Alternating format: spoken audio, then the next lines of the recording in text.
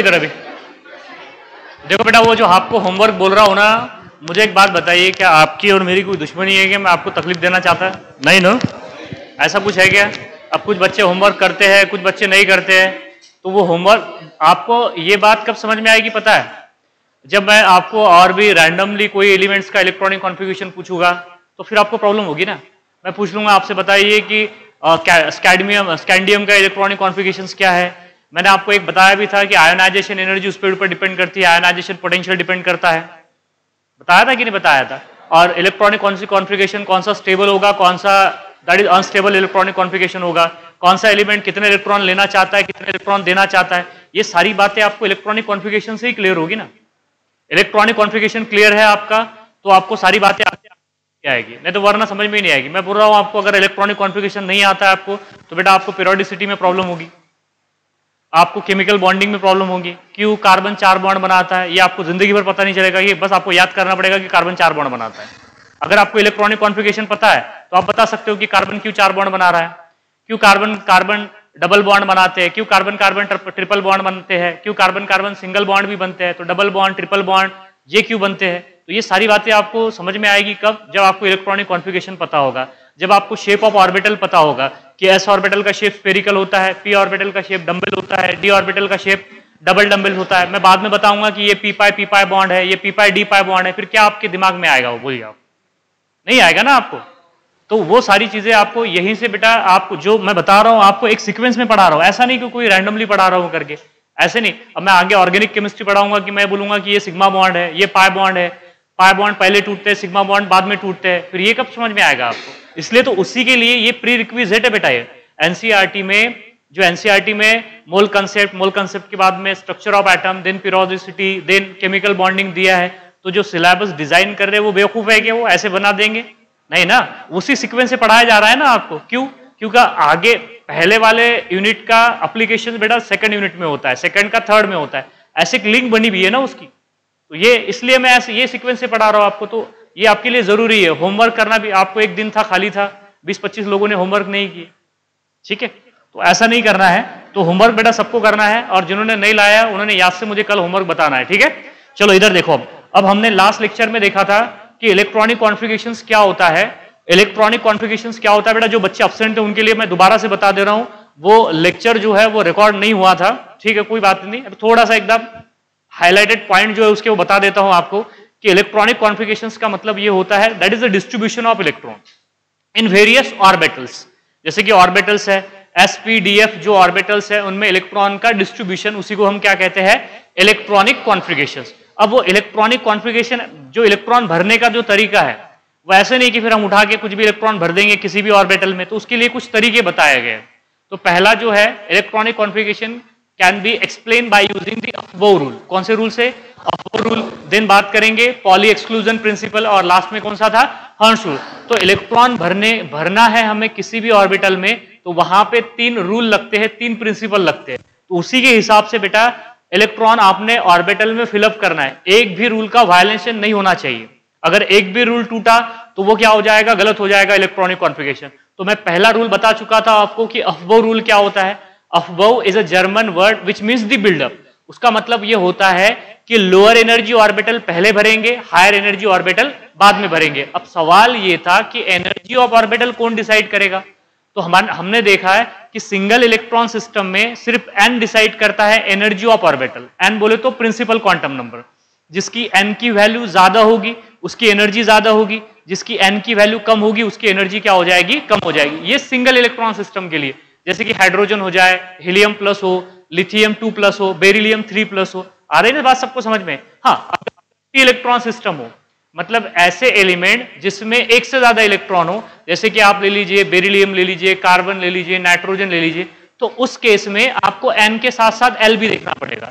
तो n+l value देखनी पड़ेगी आपको।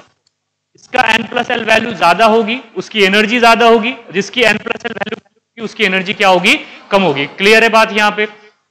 For multi electron system n+l decide the energy of orbital.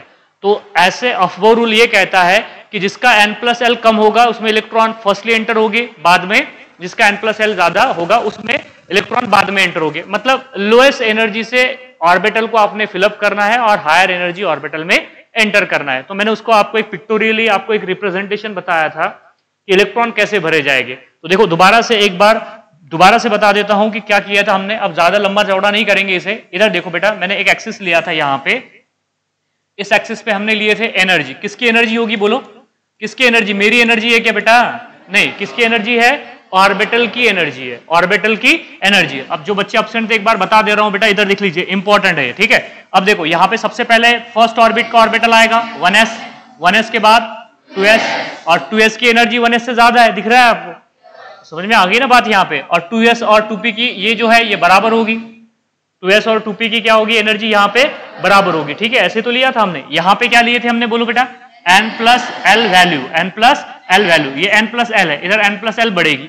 2p के बाद में बोलो क्या बोला था यहाँ पे? 3s और 3p और ये 3d हुआ था, ठीक है। 2d पॉसिबल है क्या? नहीं है। मैंने बोला भी था आपको कि आपको उसके लिए पहले पता होना चाहिए चारों क्वांटम नंबर। पहला प्रिंसिपल क्वांटम नंबर जिसकी वैल्यू 1 से इंफिनिटी होती है। दूसरा है बेटा azimuthal quantum number 0 to n-1 होती है। देन है मैग्नेटिक क्वांटम नंबर -l से +l इंक्लूडिंग 0, -l से +l इंक्लूडिंग 0, और बाद में होता है स्पिन क्वांटम नंबर +12 बस दो ही वैल्यू है उसकी। और there is no physical significance, क्योंकि वो श्रोडिंगर वेव इक्वेशन से नहीं आता है। श्रोडिंगर वेव इक्वेशन से सिर्फ 3 ही क्वांटम नंबर आते हैं, एक है प्रिंसिपल, दूसरा है एजिमुथल एंड देन है मैग्नेटिक। क्लियर है बात? ये बता चुका हूं आपको। इधर देखो बेटा, उसके बाद में 3p के ऊपर क्या लिखेंगे आप? यहाँ पे 4s लिखेंगे, बाद में 4p होगा, बाद में 4d होगा, सही है ना? दैट इज 4f भी होगा, बिल्कुल 4f होगा। 3f एग्जिस्ट करेगा क्या? नहीं। ये पूछा गया है बेटा, नीट 2009 में पूछा गया है कि which of the following orbital does not exist. देखो आपको दिया गया था वहां पे 3s 3p और एक 4s दे देंगे, एक 3f दे देंगे। 3f कैसे एग्जिस्ट करेगा? क्योंकि प्रिंसिपल क्वांटम नंबर देखो ना, 3f मुझे बताइए क्यों एग्जिस्ट नहीं करेगा? n की वैल्यू 3 है, बिल्कुल है, लेकिन यहां पे l की वैल्यू 3 है ना, तो बताइए n की वैल्यू अगर 3 है तो l की वैल्यू कैसे 3 एग्जिस्ट करेगी? वो तो ज्यादा से ज्यादा n-1 होती है, ज्यादा से ज्यादा क्या होगी? n-1 होगी, तो एग्जिस्ट करेगा? नहीं करेगा, ठीक है। तो मैंने आपको प्रीवियस लेक्चर में कुछ क्वेश्चन भी कराया था, तो बेटा आज भी कराऊंगा कुछ क्वेश्चंस, तो आपको समझ में आना चाहिए कि कौन सा ऑर्बिटल एग्जिस्ट करेगा और कौन सा ऑर्बिटल एग्जिस्ट नहीं करेगा, ठीक है। इसके बाद में क्या होगा बोलो बेटा? यहाँ पे ये होगा 5s, ये 5p, then 5d and then क्या हो जाएगा बेटा? 5f, देन क्या होगा बोलो? 6s, then 6p, then 6d, और क्या हो जाएगा बेटा? 6f हो जाएगा, ठीक है। अब आगे नहीं बढ़ते अब इसको ज्यादा। और इधर देखो, मैंने बोला था आपको कि इलेक्ट्रॉन किसी भी डीजेनरेट ऑर्बिटल में कैसे भरे जाएंगे, जिसकी n+l वैल्यू, इधर देखो आप, इसकी n+l वैल्यू कितनी है? इसके लिए n+l वैल्यू मैंने बताया था आपको कितनी है बेटा? 1 है। इसके लिए n+l वैल्यू कितनी है? 2 है। इन दो ऑर्बिटल के लिए n+l वैल्यू कितनी है? 3 है। इस दो ऑर्बिटल के लिए n+l वैल्यू कितनी है? 4 है। देखो ना, 3 + 1 4, 4 + 0 दैट इज 4। 0 कहां से आ रहा है? s ऑर्बिटल के लिए l की वैल्यू 0 होती है। क्लियर है बात यहाँ पे? और यहाँ पे देखिए इनके लिए कितनी होगी बेटा? बोलो 5 होगी। यहाँ पे लिख दे रहा हूँ साफ साफ। ये यहाँ पे देखो 5 के बाद में ये क्या होगी? 6। देखो आप, नजर आ रहा होगा आपको 6। बाद में क्या होगा? देखो आप, ये होगा बेटा 7। ये क्या हो जाएगा? 7। बाद में ये 8 और ये 9। क्लियर है बात? सबको समझ में आ गया? हाँ। तो देखो इलेक्ट्रॉन कैसे भरे जाएंगे? पहले इलेक्ट्रॉन 1s में जाएंगे। देखो जिसका n+l वैल्यू कम उसमें इलेक्ट्रॉन पहले एंटर होंगे, जिसकी n+l वैल्यू ज्यादा उसमें इलेक्ट्रॉन बाद में एंटर होंगे। तो देखो यहाँ पे पहले 1s से इलेक्ट्रॉन बाद में किस में जाएंगे बेटा? 2s में। 2s के बाद में 2p में, देन 3s में। और मैंने ये भी बोला था आपको, इसके दो ही आउटकम है, बस ज्यादा कुछ नहीं है। जिसका n+l कम उसमें इलेक्ट्रॉन पहले जाएंगे, जिसका n+l ज्यादा उसमें इलेक्ट्रॉन बाद में जाएंगे, ठीक है। और दूसरी बात, जब ऐसे दो ऑर्बिटल आ जाए जिनके लिए n+l वैल्यू क्या हो जाए? सेम। देखो 2p और 3s के लिए n+l वैल्यू क्या है?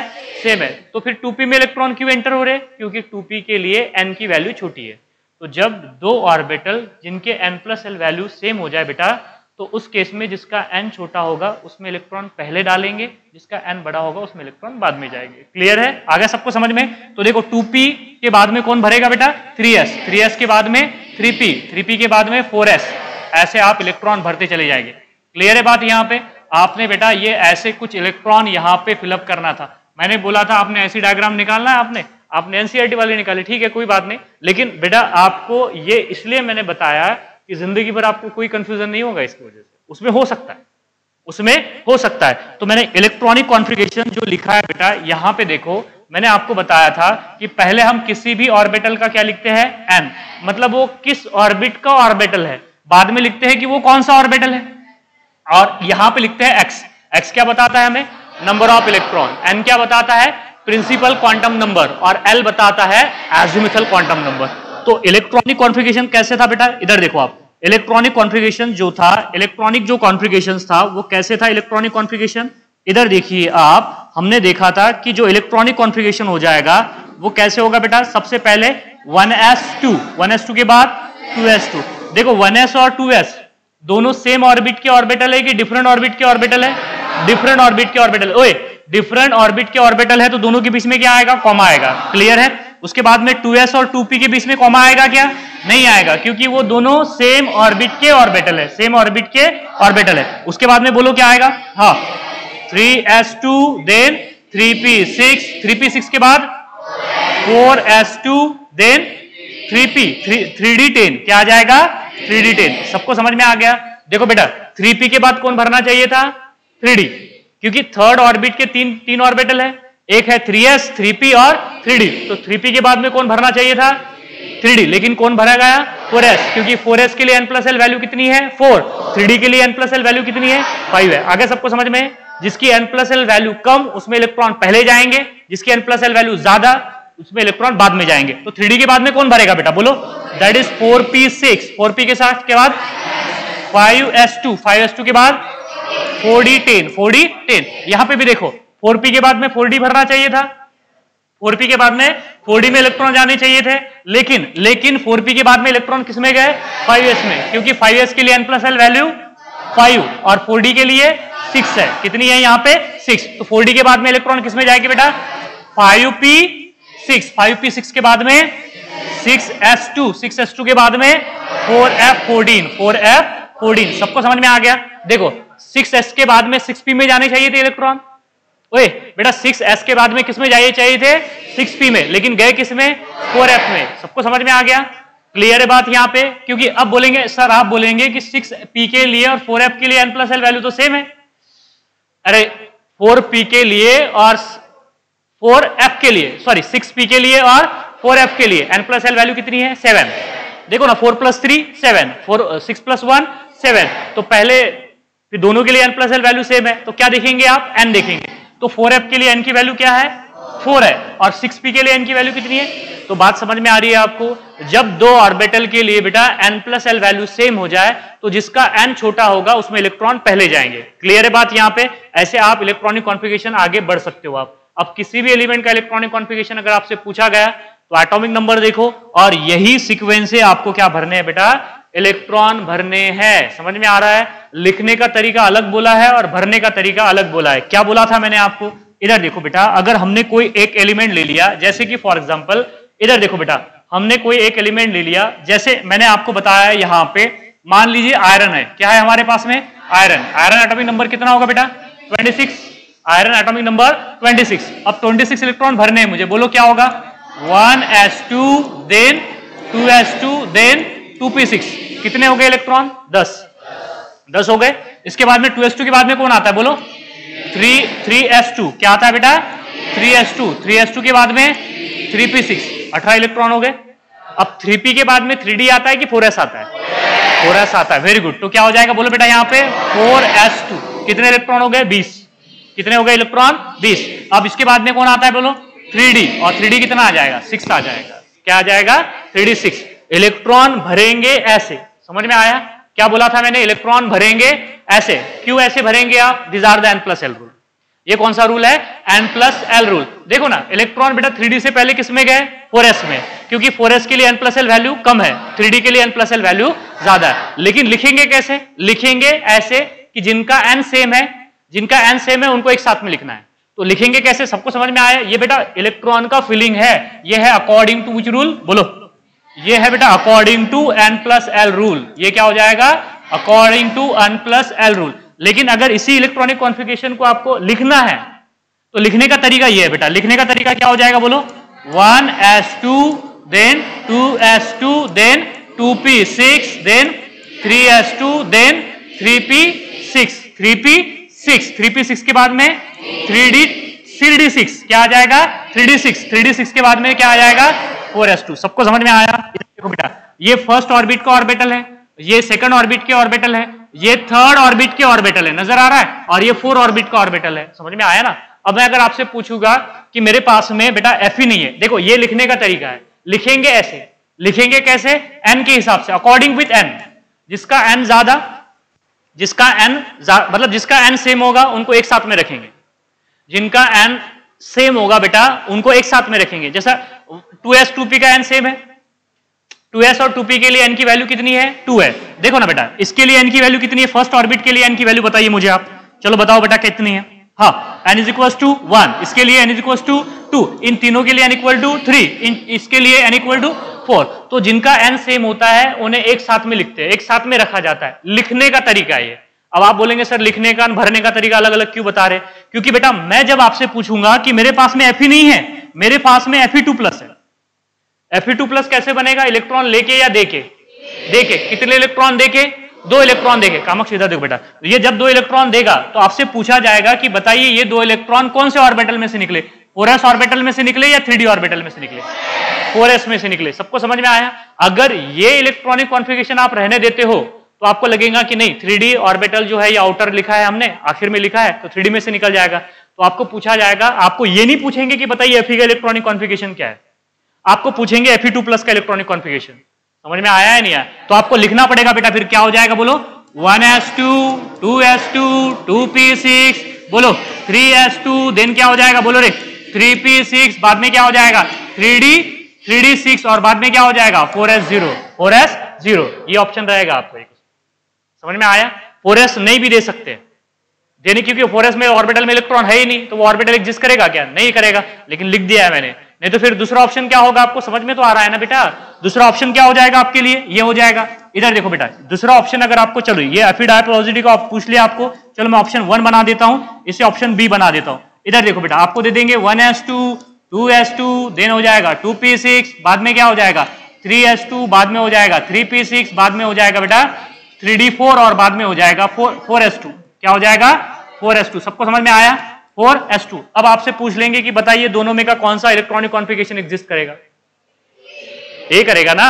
अरे समझ में आया है नहीं आया? देखो यहां पे Fe2+ में, Fe में टोटल बेटा, Fe में टोटल 26 इलेक्ट्रॉन है, 2 चले गए तो 24 बचे। लेकिन ये भी इलेक्ट्रॉनिक कॉन्फ़िगरेशन 24 इलेक्ट्रॉन को रिप्रेजेंट कर रहा है, और नीचे वाला इलेक्ट्रॉनिक कॉन्फ़िगरेशन भी 24 इलेक्ट्रॉन को ही क्या कर रहा है बेटा? रिप्रेजेंट कर रहा है। लेकिन सही कौन सा है? ऊपर वाला। तो आपको कब समझ में आएगा? जब आप इलेक्ट्रॉनिक कॉन्फ़िगरेशन लिखेंगे कैसे, ये बताऊंगा आपको। भरेंगे ऐसे, नो डाउट, इसमें कोई डाउट नहीं बेटा, इलेक्ट्रॉन भरेंगे ऐसे, लेकिन लिखेंगे ऐसे। लिखने के बाद में ही आपको समझ में आएगा कि अगर मैं मान लीजिए, अगर आपसे पूछ लिया जाए कि बताइए Fe, जब Fe जो है Fe2+ बनाएगा तो इलेक्ट्रॉन, 2 इलेक्ट्रॉन कहां से निकलेंगे? 4s से निकलेंगे। हाँ, अगर आपसे पूछा जाएगा कि बताइए Fe2+ नहीं बना रहा है, Fe3+ बना रहा है, तो बताइए अब इलेक्ट्रॉन कहां से निकलेंगे? 2 इलेक्ट्रॉन कहां से निकलेंगे? 4s से, और 1 इलेक्ट्रॉन कहां से निकलेगा बेटा? 3d6 से निकलेगा। कहां से निकलेगा? 3d6। तो इसका इलेक्ट्रॉनिक कॉन्फ़िगरेशन क्या हो जाएगा? 3d5। क्या हो जाएगा?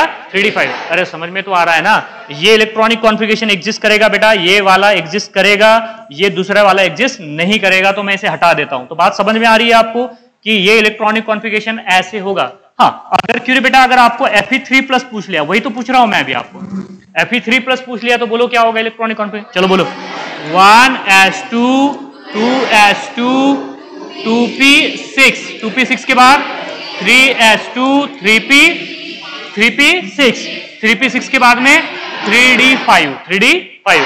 आ गया सबको समझ में? ऐसे होगा 3d5, 3d5। क्लियर है बात? सबको समझ में आ गया? अभी इलेक्ट्रॉनिक कॉन्फ़िगरेशन लिखेंगे भरेंगे n+l के हिसाब से, और लिखेंगे n के हिसाब से। क्यों लिखना है? क्योंकि आपको आयोनाइजेशन एनर्जी समझनी है। अब आयोनाइजेशन एनर्जी इतनी आसान बात नहीं है बेटा, उसमें फर्स्ट आयोनाइजेशन एनर्जी होती है, सेकंड आयोनाइजेशन एनर्जी होती है, थर्ड आयोनाइजेशन एनर्जी होती है। तो आपको कई बार पूछ लेंगे कि बताइए अगर आयरन के लिए फर्स्ट आयोनाइजेशन एनर्जी की वैल्यू x है तो सेकंड आयोनाइजेशन एनर्जी के लिए y होंगी, तो बताइए ज्यादा कौन है कम कौन है? y ज्यादा होगा। सेकंड आयोनाइजेशन एनर्जी क्यों ज्यादा होगी? उसके लिए देखना पड़ता है इफेक्टिव न्यूक्लियर चार्ज, और इफेक्टिव न्यूक्लियर चार्ज समझने के लिए आपको इलेक्ट्रॉनिक कॉन्फ़िगरेशन लिखते आना चाहिए। इलेक्ट्रॉनिक कॉन्फ़िगरेशन अगर आपको लिखते आया तो आप इफेक्टिव न्यूक्लियर चार्ज बता पाओगे। इफेक्टिव न्यूक्लियर चार्ज अगर बता पाओगे आप तो आप साइज बता पाओगे कि साइज बड़ी होगी कि छोटी होगी। जिसका इफेक्टिव न्यूक्लियर चार्ज ज्यादा होता है उसकी साइज छोटी होती है, जिसका इफेक्टिव न्यूक्लियर वही नहीं निकालते हैं आपको तो प्रॉब्लम होगी बेटा। इसलिए आपको ये बातें समझनी पड़ेगी। नहीं समझ में आता है पूछो आप मुझसे कि नहीं समझ में आया सर, दोबारा से बताऊंगा आपको मैं। क्लियर है अभी सबको समझ में आया? हाँ चलिए नेक्स्ट देखो। और मैंने आपको दो इलेक्ट्रॉनिक कॉन्फ़िगरेशन चेंज बताए थे बेटा। एक देखो क्रोमियम का बताया था, क्रोमियम का एटॉमिक नंबर है 24। इलेक्ट्रॉनिक कॉन्फ़िगरेशन कैसे होना चाहिए था? 1s2 2s2 2p6 और बाद में बोलो 3s2 देन क्या होगा बेटा 3p6, 3p6 के बाद में 4s2 एंड देन क्या होना चाहिए था 3d क्या आएगा यहाँ पे 3d4। क्या ये क्रोमियम का इलेक्ट्रॉनिक कॉन्फ़िगरेशन है? नहीं है। है क्या electronic configuration? Actually theoretical configuration ऐसा है, ये थ्योरेटिकल है, होना चाहिए था ऐसे। ये क्या है बेटा थ्योरेटिकल, लेकिन एक्चुअल में जो एक्सपेरिमेंट से आया है बेटा या ऑब्जर्व जो हो रहा है वो कुछ ऐसे नहीं है, वो कुछ ऐसे है। बोलो क्या था, बोलो रे 1s2 2s2 then 2p6 then क्या होगा 3s2 then 3p6 then 4s1 and then क्या आ जाएगा बेटा 3d5। ये कैसा इलेक्ट्रॉनिक कॉन्फ़िगरेशन है? Observe electronic configuration. कैसा इलेक्ट्रॉनिक कॉन्फ़िगरेशन है? ऑब्जर्व। कौन सा है सही? नीचे वाला। समझ में आया क्यों सही है? Due to rule of extra stability. Rule of extra stability state that completely fulfil और completely half filled orbitals are stable. sp-d-f orbital है 2 6 10 14 इलेक्ट्रॉन कैपेसिटी है। जो sp-d-f ऑर्बिटल है उसकी इलेक्ट्रॉन कैपेसिटी क्या है 2 6 10 14।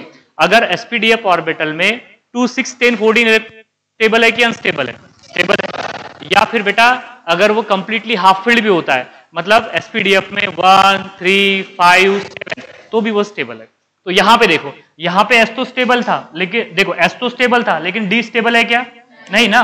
तो d को स्टेबल होने के लिए कम से कम एक इलेक्ट्रॉन की जरूरत है। तो बेटा एक इलेक्ट्रॉन यहां से यहां चला जाएगा, एक इलेक्ट्रॉन इस 4s से कहां पे चला जाएगा 3d में चला जाएगा। तो क्या हो गया यहाँ पे 3d5 हो जाएगा। ये यहाँ पे बताना पड़ेगा मुझे। एक इलेक्ट्रॉन यहां से यहां चला गया तो ये 4s1 बचा और ये क्या हो गया 3d5। जा सकते हैं ना, एनर्जी डिफरेंस कम है। अब कहीं पे भी आप बोलोगे कि सर यहां से इस 1s से आप ये इस 1s से 2s में भेज दीजिए, पॉसिबल है क्या? नहीं ना। समझ में आया ना? नहीं तो बोलेंगे सर एक का तो डिफरेंस है, एक एनर्जी का लेवल का डिफरेंस। नहीं ना बेटा, इसलिए तो आपको पहले एनर्जी ऑफ ऑर्बिटल पढ़ा चुका हूं कि एनर्जी ऑफ ऑर्बिट क्या होती है, बताया ना आपको। आप बोलोगे कि सर फर्स्ट ऑर्बिट से सेकंड ऑर्बिट में भेजो, अरे यार 10.2 इलेक्ट्रॉन होल्ड का डिफरेंस आ जाता है वहां पे। यहां पे मैंने बोला था आपको बेटा कि ये 4s में से 3d में इलेक्ट्रॉन जाते हैं। क्यों जा रहे हैं? क्योंकि एनर्जी गैप कम होते जा रहा है। जैसे जैसे न्यूक्लियस से आप दूर जाओगे तो दो ऑर्बिट के बीच का एनर्जी गैप क्या होता चला जाएगा? कम होता चला जाएगा। तो इलेक्ट्रॉन बेटा फिर लोअर एनर्जी स्टेट से हायर एनर्जी स्टेट में या हायर एनर्जी स्टेट से लोअर एनर्जी स्टेट में आसानी से आ जा सकते हैं। क्लियर है बात? जैसे जैसे न्यूक्लियस से दूर जाएंगे इलेक्ट्रॉन का ट्रांजिशन बढ़ेगा, इलेक्ट्रॉन का ट्रांजिशन बढ़ेगा। क्लियर है बात यहाँ पे? नहीं तो बेटा हवा में बात नहीं कर रहा हूं कि यहां से इलेक्ट्रॉन यहां चला जाएगा। क्यों यहां पे जाएगा? क्यों ये यहां पे क्यों नहीं एग्जिस्ट करेगा? ऐसे यहां पे भी तो होना चाहिए। फिर इससे पहले अगर कम एटम होगा, एटॉमिक नंबर कम होगा तो इलेक्ट्रॉन स्टेबिलिटी के लिए तो कुछ भी कर सकते हैं। सारी दुनिया स्टेबिलिटी के लिए भागा दौड़ी कर रही है, मारामारी जो चल रही है पूरी दुनिया में किस लिए चल रही है? स्टेबिलिटी के लिए। आप पढ़ रहे हो, मैं पढ़ा रहा हूं, किस लिए? स्टेबिलिटी के लिए। तो बेटा ये एक्सेप्शन नहीं है ना उसके लिए। ये भी तो क्या करेंगे, अपना इलेक्ट्रॉनिक कॉन्फ़िगरेशन को क्या बनाना चाहते हैं? स्टेबल बनाना चाहते हैं। सबको समझ में आ रहा है ना? अरे क्लियर है? उसके बाद में दूसरा एलिमेंट कौन सा था? कॉपर। कॉपर के लिए इलेक्ट्रॉनिक कॉन्फ़िगरेशन एटॉमिक नंबर 29 क्या होना चाहिए? बोलो रे 1s2 2s2 2p6, 2p6 के बाद में बोलो 3s2 3p6, 3p6 के बाद में 4s2, 4s2 के बाद में 3d9 क्या होगा? 3d9। ये होना चाहिए, ये होना चाहिए था इलेक्ट्रॉनिक कॉन्फ़िगरेशन। लेकिन यहां से इलेक्ट्रॉन यहां पे चला जा रहा है। क्यों जा रहा है? क्या बीमारी है उसको सबको समझ में आ रहा है? क्योंकि ये तो स्टेबल है, ये क्या है? अनस्टेबल। इसने अगर इसको एक इलेक्ट्रॉन दे दिया तो दोनों का काम बन गया। हाँ, तो देगा या नहीं देगा? देगा। दूसरी बात क्यों देगा? क्योंकि एनर्जी गैप कम है, क्योंकि एनर्जी गैप कम है। ये भी अगर ऐसे पूछ लिया गया तो फिर आपको प्रॉब्लम होगी बेटा। सारी बातें आप समझिए इस चीज को कि ये जो सारा जो हो रहा है बेटा, जो सारा सीन क्रिएट हो रहा है वो क्यों हो रहा है। सारा जो जितनी बेटा जितनी भी यहाँ पे जो चेंजेस होते हैं ना, जितने भी चेंजेस होते हैं सारे के सारे एनर्जी की वजह से होते हैं। एनर्जी ज्यादा होगी तो स्टेबिलिटी कम होती है, और एनर्जी कम होगी तो स्टेबिलिटी क्या होती है? ज्यादा होती है। समझ में आ रही है? आपको बोलो 1 किलोमीटर दौड़ लगा के आ जाओ, लगाएंगे आप? आराम से लगा देंगे। आप बोलेंगे 5 किलोमीटर दौड़ना है आपको, नहीं बोलेंगे सर अब नहीं दौड़ते, क्योंकि एनर्जी कम हो चुकी है आपकी। समझ में आ गई बात? तो बात करेंगे हम उसके आगे। तो बोलो क्या होगा यहाँ पे आगे? हाँ, एक्सेप्टेड इलेक्ट्रॉनिक, ये थ्योरेटिकल है बेटा, थ्योरेटिकल मतलब एक्सेप्टेड, ये ऐसे होना चाहिए, लेकिन ऐसे नहीं है ना। ऑब्जर्व अलग है, ऑब्जर्व क्या है, अलग है, बोलो। हाँ, 1s2, 2s2, 2p6, 3s2, 3p6, 4s1 and 3d10। अब दोनों का काम बन गया ना, दोनों स्टेबल हो गए। ये फुल्ली फील्ड हो गया, ये क्या हो गया, हाफ फील्ड हो गया।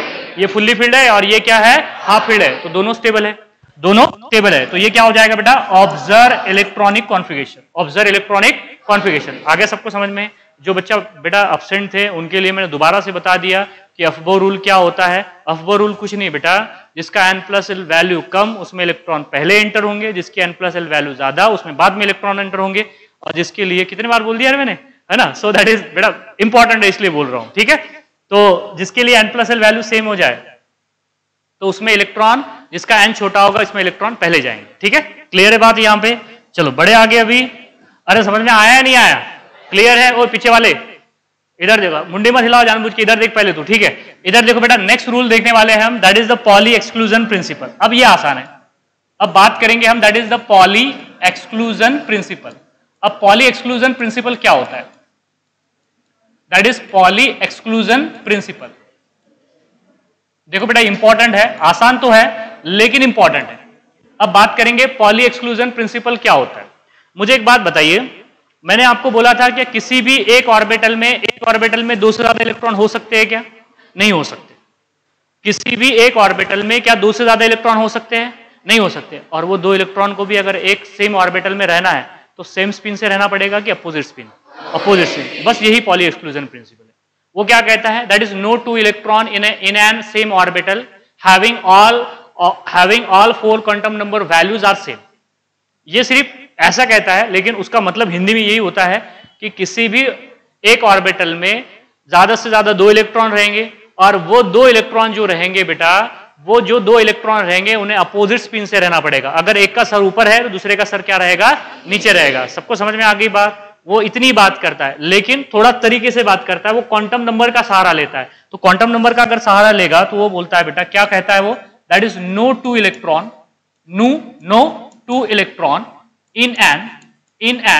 in an atomic orbital, in an atomic orbital। पहले देख लीजिए, बाद में बात करेंगे, एग्जांपल भी दूंगा यहां पे, और इसके ऊपर क्वेश्चंस आएंगे। जो टेस्ट रहेगी ना, सबसे ज्यादा मैं 4 से 5 क्वेश्चन तो डालूंगा पॉली एक्सक्लूजन प्रिंसिपल पे। 4 से 5 क्वेश्चन बिल्कुल डेफिनेटली डालूंगा, ठीक है, पॉली एक्सक्लूजन प्रिंसिपल पे। So that is no two electrons in an atomic orbital having all 4 quantum number, having all 4 quantum number। 4 he quantum number है ना? अरे 4 ही है ना? That is having all 4 quantum number values are same। मतलब किसी भी एक ऑर्बिटल में 2 इलेक्ट्रॉन बेटा, 2 इलेक्ट्रॉन तो हो गए, लेकिन वो 2 इलेक्ट्रॉन के लिए कभी भी चारों क्वांटम नंबर की वैल्यू सेम नहीं होगी। कम से कम एक वैल्यू भी तो डिफरेंट आएगी, ये कहना है। एक आपको पता है कि एक ऑर्बिटल में 2 इलेक्ट्रॉन होंगे, लेकिन वो 2 इलेक्ट्रॉन के लिए कभी भी चारों क्वांटम नंबर की वैल्यू सेम नहीं होगी। चारों क्वांटम नंबर की वैल्यू क्या होगी बेटा? डिफरेंट होगी। जैसे कि फॉर एग्जांपल इधर देखो, आपको एकदम से समझ में आ जाएगा कि क्या कहना चाहता हूं। मेरे पास में कोई ऑर्बिटल है, इधर देखो बेटा, कोई ऑर्बिटल है, मान लीजिए 3D ऑर्बिटल है। कौन से ऑर्बिटल है? 3D। अब मुझे एक बात बताइए, जो 3D सबशेल है इसके टोटल कितने ऑर्बिटल है? 5 है। कितने हैं? 5। और 3D के कितने होंगे? 5 होंगे। चाहे 3D हो, 4D हो, 5D। अब D के कितने होते हैं? 5 होते हैं। तो 5 डब्बे निकाल दूं यहां पे? चलिए इधर देखिए, 5 बॉक्स निकाल देता हूं। इधर देखो बेटा, ये 1, ये 2, ये 3 और ये 5। ठीक है, हो गए 5? हो गए ना? हाँ, अगर हमने बोला कि ये मेरे पास में मान लीजिए मानने को क्या जाता है, चलिए इसे मैं लिख देता हूं कि ये 3D, ये क्या है? 3DXY। ये क्या होगा बेटा बोलो? 3DYZ। ये क्या होगा बोलो यहां पे? 3DXZ। ठीक है, बिल्कुल। ये क्या होगा बोलो? 3DX² minus Y²। और ये क्या हो जाएगा? 3DZ²। सबको समझ में आ गया? ये 5 ऑर्बिटल है। 5 ऑर्बिटल मैंने नाम के साथ में लिख दिए यहां। क्लियर है बात यहां पे? आगे सबको समझ में? अब अगर मैं आपसे पूछ लूं इन 5 ऑर्बिटल के लिए, चलिए मैं इन 5 ऑर्बिटल में इलेक्ट्रॉन भी भर देता हूं ताकि आपको समझ में आ जाए। चलिए यहां पे 1 इलेक्ट्रॉन है, 1, ये 2, ये 3, ये 4 और ये 5। चलिए और भर देते हैं, ये 6, ये 7, ये 8, ये 9 और ये 10। हो गए 10 इलेक्ट्रॉन। हो गया ना। डी ऑर्बिटल की इलेक्ट्रॉन कैपेसिटी कितनी है? 10 है। 10 के 10 इलेक्ट्रॉन हमने भर दिए। हर ऑर्बिटल में चाहे 3dxy हो, 3dyz हो, 3dzx हो, 3d(x²y²) या 3z(z²) हो, सब में 2-2 इलेक्ट्रॉन है। और 2-2 इलेक्ट्रॉन की सबकी स्पिन कैसी है? अपोजिट है। एक क्लॉकवाइज है तो दूसरा एंटी क्लॉकवाइज। अगर क्यों बेटा ये पहले 2 इलेक्ट्रॉन नजर आ रहे हैं आपको? आ रहे हैं ना सबको? पीछे वालों को नजर आ रहे हैं बेटा? ये जो पहले जो बेटा नंबर आ रहा है ना, देखो यहाँ पे 2 इलेक्ट्रॉन है। कितने इलेक्ट्रॉन है? 2 इलेक्ट्रॉन। अगर मैं इन 2 इलेक्ट्रॉन के लिए n की वैल्यू लिखूं तो बताइए 3d, पहले तो कौन सा ऑर्बिटल है? 3d ऑर्बिटल है। कौन सा ऑर्बिटल है रे? 3d। अब बताइए इनके लिए n की वैल्यू क्या होगी? 1 के 3? 3d ऑर्बिटल है ना। 3d ऑर्बिटल के लिए n की वैल्यू कितनी है? 3 है। सबको समझ में आ गया n की वैल्यू कितनी है? 3 है। तो इसके लिए कितनी होगी रे बेटा? 3। इसके लिए भी कितनी होगी? 3। इसके लिए भी कितनी होगी? 3। इसके लिए भी कितनी होगी? 3। अरे 3d ऑर्बिटल है तो 3 छूंगी ना वैल्यू n की। हाँ, अब कौन सा ऑर्बिटल है? d ऑर्बिटल है। अब कौन सा ऑर्बिटल है? d। तो l की वैल्यू बताओ क्या होगी? l की वैल्यू क्या होगी? 2 होगी। l की वैल्यू क्या होगी? 2। तो ये भी 2, इसी के लिए भी 2 होगी, इसके लिए भी 2 होगी, इसके लिए भी 2 होगी, इसके लिए भी 2 होगी। यहां तक समझ में आ गया सबको या नहीं समझ में आया? क्लियर है या नहीं है? बेटा पहली बात तो आपको दिया गया है 3d ऑर्बिटल। 3d ऑर्बिटल का मतलब है कि आपको n प्लस l दोनों दे दिए गए। क्या दे दिया गया? n प्लस l दोनों दे दिए गए। 3d के लिए n की वैल्यू होती है 3 और l की वैल्यू होती है 2। हो गया। अब आपको देखना है बेटा मैग्नेटिक क्वांटम नंबर। अब मैग्नेटिक क्वांटम नंबर की कितनी वैल्यू निकल के आएंगी जरा बताइए मुझे आप? 7 आएगी कि 5 आएगी? l की वैल्यू कितनी है? 2। तो l की m की वैल्यू कितनी होती है? -l से +l इंक्लूडिंग 0। -l से +l इंक्लूडिंग 0। पढ़ा चुका हूं ना यार। अगर बताइए l की वैल्यू बेटा 2 है तो मैग्नेटिक क्वांटम नंबर की कितनी वैल्यूज आएगी? 5 आएगी। कहां से कहां तक आएगी बताइए? -2 से +2, -2 से +2 इंक्लूडिंग 0। चलो बोलो यहां पे क्या हो जाएगी? -2 -1, यहां पे +1 ना यार, समझ में नहीं आया क्या? ये देखो ये क्या होगा? -2 -1 और ये +1 और ये +2 और ये 0। बोला था कि नहीं बोला था? जो ऑर्बिटल बेटा z एक्सिस पे लाया करते हैं उनके लिए मैग्नेटिक क्वांटम नंबर की वैल्यू हमेशा क्या लेना है आपने? 0। इनके लिए कुछ भी लो आप, आपका ये आपकी मर्जी है। समझ में आ गई बात? आपको बोला था मैंने कि बेटा जो क्वांटम मैकेनिक्स है, क्वांटम मैकेनिक्स में z एक्सिस को रेफरेंस एक्सिस माना गया है। तो जो ऑर्बिटल z एक्सिस पे प्रेजेंट होते हैं उनके लिए मैग्नेटिक क्वांटम नंबर की वैल्यू क्या हो जाएगी? 0 हो जाएगी। सबको समझ में आया है नहीं आया? क्लियर है? अरे n की वैल्यू 3, l की वैल्यू 2 और m की वैल्यू कहां से कहां तक वेरी करेगी? -2 to +2, -2 to +2 इंक्लूडिंग 0। सबको समझ में आ गया ये यहां तक के? अब बताइए अगर ये इसकी स्पिन, ये पहला इलेक्ट्रॉन है तो इसकी स्पिन अगर +½ होगी तो दूसरे इलेक्ट्रॉन की उसके बाजू वाले की -½ तो 2 स्पिन है ना। फिर हर 2 इलेक्ट्रॉन की 2 स्पिन होगी। क्या दोनों की स्पिन सेम होगी क्या? नहीं ना। चलो मैं अगर लिख लूं यहां पे पहले इलेक्ट्रॉन की S1 तो दूसरे इलेक्ट्रॉन की क्या हो जाएगी?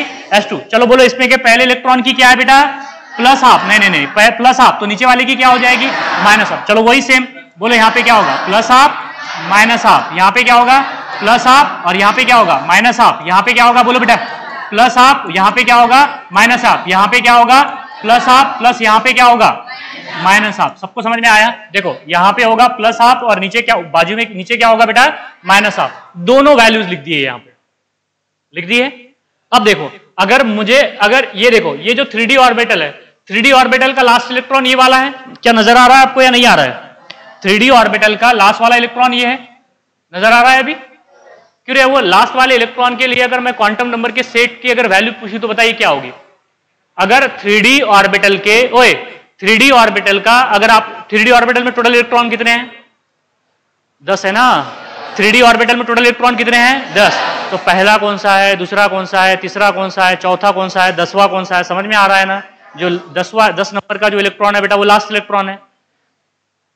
10 नंबर का जो इलेक्ट्रॉन है वो लास्ट इलेक्ट्रॉन है। उससे पहले का क्या होता है? क्या बोलते रहे? लास्ट से पहले का लास्ट बट वन। क्या बोलते हैं उसे? Last but one. बोलते कि नहीं बोलते? अब आप क्रिकेट खेलते हो, खेलते क्यों नहीं खेलते हो? उसमें सिक्स बॉल की एक ओवर होती है ना। तो जो 5वां बॉल आता है उसे बोलते हैं ना बट वन बॉल है करके। बोलते कि नहीं बोलते? खेले कि नहीं खेले? नहीं खेले क्या? चलिए छोड़िए, नहीं खेला तो कोई बात नहीं बेटा, बट वन बोलते हैं उसको। जो लास्ट से पहले का हो ना तो उसे क्या बोलते हैं? Last but one. क्या बोलते हैं उसे? Last but one. और लास्ट से पहले 2 का हो तो उसे बोलते हैं लास्ट बट 2। लास्ट सेकंड बोलो लेकिन लास्ट बट 2 बोलते हैं उसे। क्या बोलते हैं? लास्ट बट 2, लास्ट बस 3। समझ में आ गया ना?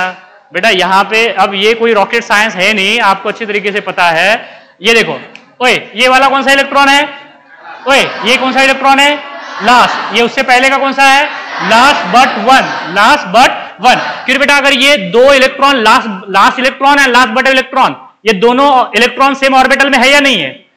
अगर मैं लास्ट बट, देखो लास्ट इलेक्ट्रॉन के लिए, इसके लिए देखो बेटा, अगर मैं किसके लिए बात कर रहा हूं यहां पे, लास्ट इलेक्ट्रॉन के लिए, लास्ट इलेक्ट्रॉन के लिए अगर क्वांटम नंबर की सेट अगर लिख दूं मैं यहां पे, क्वांटम नंबर सेट, क्या लिख दूं यहां पे, क्वांटम नंबर सेट, तो बोलो क्या होगा, 3 2 0 प्लस हाफ, सही है ना, कि माइनस हाफ, माइनस हाफ, क्या हो जाएगा, माइनस हाफ। आया सबको समझ में, आया नहीं आया?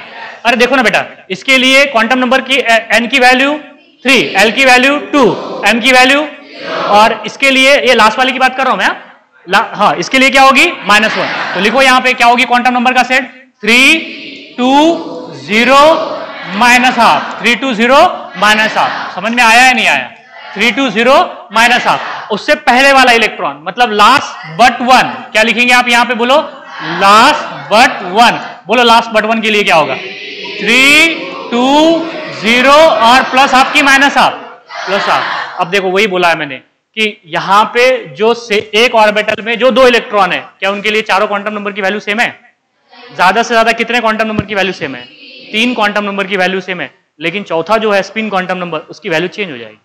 समझ में आया ना? इसी का मतलब ये होता है कि पॉली एक्सक्लूजन प्रिंसिपल ये कहता है बेटा कि किसी भी ऑर्बिटल में, सेम ऑर्बिटल में अगर दो इलेक्ट्रॉन को रहना है तो अपोजिट स्पिन से रहना पड़ेगा। यही Pauli exclusion principle quantum number के हिसाब से बताता है कि that is no two electron in an orbital having all 4 quantum number values are same. कभी भी दो इलेक्ट्रॉन जो एक ऑर्बिटल में प्रेजेंट है उनके लिए चारों क्वांटम नंबर की वैल्यू सेम नहीं हो सकती। सबको समझ में आया या नहीं आया? आ गया सबको समझ में? तो देखो बेटा मैंने यहाँ पे ये लास्ट इलेक्ट्रॉन के लिए भी क्वांटम नंबर की वैल्यू बता दिया और लास्ट बट वन के लिए भी आपको क्वांटम नंबर की वैल्यूज बता दिया। फिर बेटा इस इलेक्ट्रॉन के लिए जब बताइए वाला ये वाला इलेक्ट्रॉन मैं थोड़ा इसे 3 2 प्लस 1 प्लस हाफ। समझ में आया ना? आया या नहीं आया? नहीं आया कह रहे? हाँ ठीक है, एक और एग्जांपल पूछ लेता हूँ। चलिए सोडियम है मेरे पास, एटॉमिक नंबर 11 है। एटॉमिक नंबर क्या है? 11 है। इलेक्ट्रॉनिक कॉन्फ़िगरेशन बोलो बेटा, 1s2 2s2 2p6 2p6, सही है ना? 2p6 और 2p6 के बाद में 3s1। चलिए बताइए मुझे कौन बताएगा 3s1 इलेक्ट्रॉन के लिए चारों क्वांटम नंबर की वैल्यू? जिसको आता है उसने बताना। 3s1 इलेक्ट्रॉन के लिए चारों क्वांटम, मैं ऐसे ही पूछूंगा आपसे कि सोडियम में जो 3s1 इलेक्ट्रॉन है, ऐसे नहीं पूछूंगा जो सोडियम में लास्ट इलेक्ट्रॉन है उसके लिए चारों क्वांटम नंबर की वैल्यू क्या होगी। 4 ऑप्शन दिए जाएंगे, चारों वैल्यू दी जाएंगे आपको। क्या होगा? पहले तो देखो बेटा कौन सा इलेक्ट्रॉन पूछा है आपको? 2p इलेक्ट्रॉन पूछा है क्या? कोई भी इलेक्ट्रॉन पूछ लिया जा सकता है। अभी तो 3s1 पूछा है, तो 3s1 के लिए n की वैल्यू कितनी है? 3, l की वैल्यू कितनी है? 0, m की वैल्यू कितनी होगी रे? 0। एक ही इलेक्ट्रॉन है तो प्लस हाफ होगी कि माइनस हाफ होगी? फिर तो ना सोचना पड़ेगा कि उसके लिए, नहीं ना, इसलिए पहले आपको क्वांटम नंबर पता होना चाहिए। वही तो बता रहा हूं ना आपको मैं। सबको समझ में आया है नहीं आया? क्लियर है? फिर बेटा अगर ये देखो एक एग्जांपल ये हो गया। चलिए दूसरा एग्जांपल और पूछ लूं आपसे। चलिए अगर मैंने यहां पे लिखा बेटा मैग्नीशियम लिख लिया, क्या लिख दिया? मैग्नीशियम। चलो बोलो 1s2 2s2 2p6 और यहां पे लिख दिया बेटा 3s2 3s लिख दिया यहां पे 3s2। अब आपको पूछा है कि चारों क्वांटम नंबर की वैल्यू लिखनी है in the last 3s2 electron. कौन सा इलेक्ट्रॉन लिखना है आपको? Last 3s2 electron. मतलब ये जो s ऑर्बिटल में दो इलेक्ट्रॉन है उसके लिए लास्ट इलेक्ट्रॉन के लिए क्वांटम नंबर की वैल्यू लिखना है आपको। बताइए क्या होगा? 300 माइनस हाफ, 300 माइनस हाफ। समझ में आया है नहीं आया? लास्ट इलेक्ट्रॉन के लिए सबको समझ में आ रहा है ना रे? लास्ट, अबे दो ही तो इलेक्ट्रॉन है इसमें। कितने इलेक्ट्रॉन है? 2 इलेक्ट्रॉन, एक ऊपर रहेगा तो एक क्या रहेगा? नीचे रहेगा। कौन सा इलेक्ट्रॉन है ये? 3s2 है ना, 3s2। तो प्रिंसिपल क्वांटम नंबर की वैल्यू कितनी है? 3। l की वैल्यू कितनी है? 0। m की वैल्यू क्या होगी? +1 होगी। क्या हो जाएगी? 0। क्या हो जाएगी? 0। अभी लास्ट इलेक्ट्रॉन के लिए पूछा है तो प्लस हाफ की माइनस हाफ? Minus half. क्या हो जाएगी? -1। और क्यों बेटा अगर इसी मैग्नीशियम के लिए आपको लास्ट बट वन के लिए पूछा तो, हाँ 300 प्लस हाफ, 300 प्लस हाफ। सबको समझ में आ गया? 3 0 0 और ये क्या हो जाएगा बेटा प्लस हाफ, ऐसे पूछा जाएगा। आप कोई भी एलिमेंट दे देंगे, इसलिए उसका इलेक्ट्रॉनिक कॉन्फ़िगरेशन पता होना चाहिए। इलेक्ट्रॉनिक कॉन्फ़िगरेशन नहीं पता तो क्या बताओगे आप क्वांटम नंबर की वैल्यूज, सही है ना। इसलिए तो बेटा आपको होमवर्क बोला, आपको लगता है कि सर हम पे जाती करते हैं, होमवर्क देते हैं हमको, है ना, जुल्म करते हैं हम पे होमवर्क देके, ऐसे हो रहा है ना।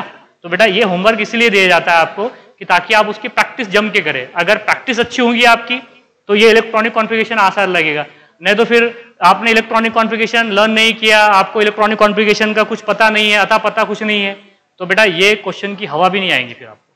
देखना आप, समझ में आ गई बात। जो बच्चों ने होमवर्क नहीं किए बेटा तो उनकी जिम्मेदारी बनती है कि वो कल होमवर्क लेके आएंगे और पहले खुद होके बताएंगे। ऐसे नहीं कि फिर मैं आऊँगा चेक करूँगा, खुद होके बता देना। मेरे अंदर क्लास आने से पहले मैं बाहर वहाँ पे रहता हूँ 1-2 मिनट, उस टाइम में आके बता देना आपने, ठीक है। ओए समझ में आया ना, इधर देख, वो खाना पीना बाद घर पे खा जाओ, ठीक है। इधर देख ले बेटा, तो सबको समझ में आ गया, क्लियर है। अरे समझ में आया नहीं आया, चलिए अब लास्ट रूल बात करते हैं, हर्ट्ज रूल। हर्ट्ज रूल क्या है? हर्ट्ज रूल क्या कहता है कि किसी भी ऑर्बिटल में इलेक्ट्रॉन हम इस तरीके से भरेंगे कि स्पिन मल्टीप्लिसिटी की वैल्यू क्या आ जाए बेटा, मैक्सिमम आ जाए, बस यही हर्ट्ज रूल है। हर्ट्ज रूल क्या कहता है कि किसी भी ऑर्बिटल में इलेक्ट्रॉन हम इस तरीके से भरेंगे कि स्पिन मल्टीप्लिसिटी क्या होती है, स्पिन मल्टीप्लिसिटी 2s+1, 2s+1 की वैल्यू क्या आ जाए बेटा, मैक्सिमम आ जाए। बस मैं ये लिख के बता देता हूं, एक एग्जांपल ले लेंगे और बाकी का हम कल कंटिन्यू करेंगे, ठीक है। चलिए इधर देखिए आप, हाँ इधर देखो बेटा, एक है Hertz rule, that is Hertz rule. इधर देखो हर्ट्ज रूल क्या कहता है, that is the filling of electron, that is the filling up of electron in किसमें बोलो, in an orbitals, in an orbital takes place. कैसे भरेंगे बताइए आप मुझे, टेक्स प्लेस, ओए दैट इज एटॉमिक ऑर्बिटल में आप इलेक्ट्रॉन कैसे भरेंगे, अकॉर्डिंग टू हर्ट्ज रूल। अब कौन से ऑर्बिटल में, कोई भी ऑर्बिटल में क्या, नहीं बेटा डीजेनरेट ऑर्बिटल में। यहां पे लिखना पड़ेगा मुझे, ये गलत हो गया, मैं लिख देता हूं। इधर देखो बेटा, कौन से orbital, degenerate orbital, degenerate orbital. अब बताइए डीजेनरेट ऑर्बिटल किसे कहते हैं, जिनके लिए एल की वैल्यू क्या हो, सेम हो। जिनके लिए एल की वैल्यू सेम होती है उसे क्या बोलते हैं, डीजेनरेट ऑर्बिटल। तो ये बात ध्यान में रखना, filling of electron in an degenerate orbital takes place in such way that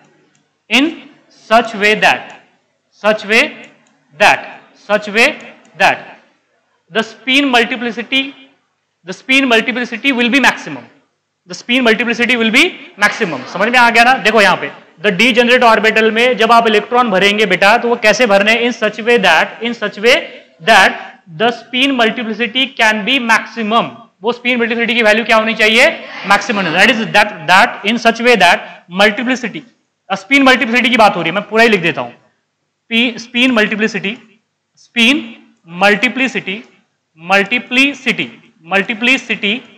will be maximum, spin multiplicity will be maximum। Spin multiplicity क्या होती है बेटा, दैट इज 2s+1, 2s+1 की वैल्यू क्या आनी चाहिए, मैक्स आनी चाहिए। अगर मिनिमम आ रही है तो वो इलेक्ट्रॉनिक कॉन्फ़िगरेशन गलत हो जाएगा, वो इलेक्ट्रॉनिक कॉन्फ़िगरेशन क्या हो जाएगा, गलत हो जाएगा। सबको समझ में आया, नहीं समझ में आया ना। इधर देखिए अब आप बेटा, मेरे पास में कोई एक एलिमेंट है, चलिए इधर देखो आप, इधर देखो बेटा, मेरे पास में है नाइट्रोजन, एटॉमिक नंबर कितना है, 7, कितना है 7। बता रहे इसका इलेक्ट्रॉनिक कॉन्फ़िगरेशन क्या होगा नाइट्रोजन का, नाइट्रोजन का इलेक्ट्रॉनिक कॉन्फ़िगरेशन क्या होगा। 7 इलेक्ट्रॉन है, 7 इलेक्ट्रॉन को ऑर्बिटल में फिलअप करना है। हाँ बता रहे, हाँ 1s2 2s2 2p3, very good, आ गया समझ में। दैट इज बोलो 1, अभी साथ ही तो इलेक्ट्रॉन भरने हैं यार, तो 1s2 2s2 और ये क्या हो गया 2p3 अब देखो यहां पे देखो बेटा, 1s का एक ही ऑर्बिटल होता है s, 2s का एक ही ऑर्बिटल होता है दैट इज s। तो देखो 1s में कितने इलेक्ट्रॉन नजर आ रहे हैं आपको, 2, तो सबको समझ में आ गया, 2 इलेक्ट्रॉन हमने भर दिए। 2s में कितने इलेक्ट्रॉन आ गए बेटा, 2 आ गए। अब p के कितने ऑर्बिटल होते हैं, 3। अब मेरे पास में p के कितने इलेक्ट्रॉन है यहाँ पे, 3, तो वो p इलेक्ट्रॉन कैसे भरेंगे 3, ये सवाल है यहाँ। समझ में आया ना। देखो अब ये 3 इलेक्ट्रॉन भरने के कई तरीके हो सकते हैं। ये देखो 1s में 2 इलेक्ट्रॉन है, 2s में 2 इलेक्ट्रॉन है, फुल्ली फिल्ड है। फुल्ली फिल्ड है ना। अब प्रॉब्लम कहां पे है? 2p के लिए। अरे 2p3 है ना यहाँ पे, क्या है? 2p3। अब p ऑर्बिटल में कितने इलेक्ट्रॉन है? 3। और p ऑर्बिटल कितने हैं? 3 है। तो हमारे पास में केस कौन सी आ गई यहाँ पे? देखो हमारे पास में केस आ गई बेटा p3। कौन सी आ गई? p3। मतलब p ऑर्बिटल में हमें कितने इलेक्ट्रॉन भरने हैं? 3 इलेक्ट्रॉन भरने हैं। तो उसके कई तरीके हो सकते हैं। देखो पहला तरीका ये हो जाए 1 2 3। दूसरा तरीका क्या हो जाए बेटा? ये देख लीजिए आप 1 2 3। और चौथा तरीका चलिए और भी बता देते हैं यहाँ पे 1 2 3।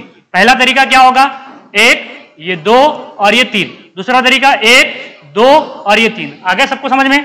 तीसरा तरीका क्या होगा बेटा? 1 और ये 2 और ये 3। आ गया समझ में? यहाँ पे ऐसे भी हो सकता है। चौथा तरीका क्या होगा बोलो यहाँ पे? चौथा तरीका ये होगा, ये यहाँ पे देख लीजिए 1 ये 2 और ये 3। हो गया 4 तरीके। देखो 3 ही ऑर्बिटल है। कितने ऑर्बिटल है? 3 ही ऑर्बिटल है, 3 ही इलेक्ट्रॉन है, लेकिन उनको भरने के तरीके कई और हो सकते हैं। अगर मैं पूछूं आपसे कि बताइए इसमें से कौन सा तरीका सही है? कौन सा तरीका सही है? फर्स्ट वाला, क्योंकि यहां पे जो स्पिन मल्टीप्लिसिटी है कितनी आ रही है? कितनी आ रही है? कौन बताएगा यहाँ पे स्पिन मल्टीप्लिसिटी कितनी है? 7 कैसे होगी यार? इसकी स्पिन की नेट स्पिन बताइए ना, 2s+1। नेट स्पिन कितनी है इसकी? 3/2 plus half plus half plus half, तो 3/2। 3/2 multiplied by 2 + 1, so that is 3। 2 से 2 आउट हो गया, तो कितनी हो गई? 3 + 1 4। तो यहाँ पे स्पिन मल्टीप्लिसिटी कितनी है? अरे यार इसकी स्पिन नहीं समझ में आ रही क्या आपको? बेटा इसकी स्पिन मैं इससे पहले भी बता चुका हूं ना, ये प्लस हाफ है, ये क्या है? प्लस हाफ है, ये भी क्या है? प्लस हाफ है। क्या है? Plus half. तो देखो plus half plus half plus half, तो नेट स्पिन कितनी आ गई? एस की वैल्यू आ गई 3/2। एस की वैल्यू पटको यहाँ पे, तो स्पिन मल्टीप्लिसिटी कितनी आ गई? 1। यहाँ पे कितना होगा? ये plus half minus half out, ये plus half minus half out, तो बचा प्लस हाफ। तो हाफ मल्टीप्लाइड बाय 2, तो 1 + 1 = क्या आ जाएगा? 2 आ जाएगा। तो स्पिन मल्टीप्लिसिटी कितनी हो जाएगी? 2 हो जाएगी। यहां पे बताइए, दैट इज 1 हो नहीं ना, यहां पे भी प्लस हाफ है ना, 2 हो जाएगी। यहां पे भी स्पिन मल्टीप्लिसिटी कितनी हो जाएगी बेटा? 2 हो जाएगी। यहां पे माइनस हाफ, तो 0 हो जाएगी। यहां पे तो यहां पे क्या हो जाएगी? Spin multiplicity 0। अरे समझ में आया है नहीं आया? यहां पे स्पिन मल्टीप्लिसिटी की वैल्यू क्या हो जाएगी बेटा? 0। तो कौन सा इलेक्ट्रॉनिक कॉन्फ़िगरेशन सही है? ऊपर वाला। सबको समझ में आ गया? बाद में अगर इससे ज्यादा इलेक्ट्रॉन होंगे तो बाद में यहां से एंटर होंगे। क्योंकि P4 केस होगा तो कैसा होगा? रे बोलो बेटा। P4 केस होगा तो इलेक्ट्रॉनिक कॉन्फ़िगरेशन p ऑर्बिटल में कैसे होगा? तो ऐसे होगा बेटा 1 2 और ये 3 और बाद में ये 4। समझ में आ गया? इसी केस में स्पिन मल्टीप्लिसिटी की वैल्यू ज्यादा आएंगे। आप उल्टा मत गलत मत कर देना सिर्फ। तो इसलिए बाकी लोग क्या कहते हैं कि अगर डीजेनरेट ऑर्बिटल में हमारे पास में इलेक्ट्रॉन भरने हैं बेटा, तो पहले आप ऐसे भरेंगे, सबको सिंगली इलेक्ट्रॉन देंगे, बाद में पेयर करेंगे। बाद में क्या करेंगे? पेयर करेंगे। लेकिन उससे पहले आप अच्छा समझिए कि स्पिन मल्टीप्लिसिटी मैक्सिमम होनी चाहिए, वही इलेक्ट्रॉनिक कॉन्फ़िगरेशन अलाउड होगा। डीजेनरेट ऑर्बिटल के लिए बात कर रहे हैं हम। डीजेनरेट ऑर्बिटल मतलब ऐसे ऑर्बिटल जिनके लिए एनर्जी क्या होती है बेटा? सेम। अरे यार ये P3 है तो Px Py Pz degenerate orbital है ना, क्योंकि सबके लिए एनर्जी क्या होगी? n की वैल्यू क्या हो जाएगी? सेम हो जाएगी। अरे समझ में आया है नहीं आया? तो हर्ट्ज रूल सबको समझ में आ गया? हर्ट्ज रूल क्या कहता है बेटा? किसी भी डीजेनरेट ऑर्बिटल में आपको इलेक्ट्रॉन अगर भरने हैं तो पहले सिंगली भरेंगे, बाद में पेयर अप करेंगे। मतलब सिंगली इसलिए भर रहे हैं क्योंकि स्पिन मल्टीप्लिसिटी की वैल्यू क्या आनी चाहिए? मैक्सिमम। देखो ना, पहले हमने सिंगली भरा है, अगर P4 कह रहे हैं तो पहले सबको सिंगल सिंगल दिया है। समझ में आ गई बात? बाद में पेयर किया है, बाद में इलेक्ट्रॉन को क्या किया है बेटा? पेयर अप किया है। तो यही क्या है? हर्ट्ज रूल है। पॉली एक्सक्लूजन प्रिंसिपल क्या कहता है? किसी भी एक ऑर्बिटल में बेटा 2 इलेक्ट्रॉन के चारों क्वांटम नंबर की वैल्यू सेम नहीं हो सकती। समझ में आ गई बात? और दूसरी बात क्या कहता है कि किसी भी एक ऑर्बिटल में अगर 2 इलेक्ट्रॉन को रहना है तो अपोजिट स्पिन से रहना पड़ेगा। सेम स्पिन के इलेक्ट्रॉन कभी भी नहीं रहेंगे। क्यों नहीं रहेंगे? क्योंकि उनमें क्या हो जाएगा? इलेक्ट्रोस्टैटिक फोर्स ऑफ रिपल्शन हो जाएगा। और जब अपोजिट स्पिन से रहते हैं वो, तो उनमें वो क्या होता है? Magnetic force of attraction. Magnetic force of attraction. Clear है बात? आगे सबको समझ में क्लियर है अभी? अब इसके आगे का बेटा देखो, अभी तनिष कहाँ है? बंद कर दे बेटा उसको, बस 1 मिनट दीजिए मुझे। वैसे तो अभी 4-5 मिनट बाकी है।